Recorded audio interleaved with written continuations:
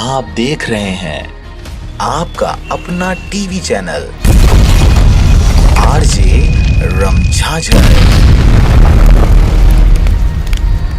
जज्बात के रंग, भरोसा के संग।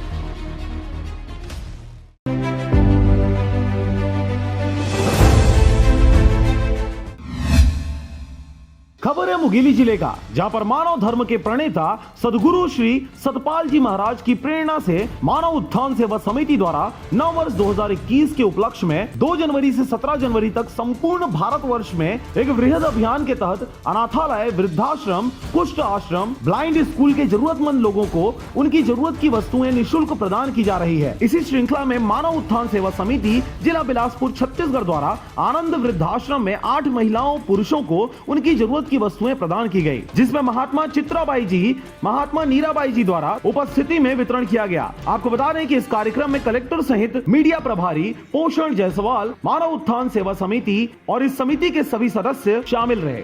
मुंगेली से अजीत जायसवाल की रिपोर्ट, आरजे रमझाझर।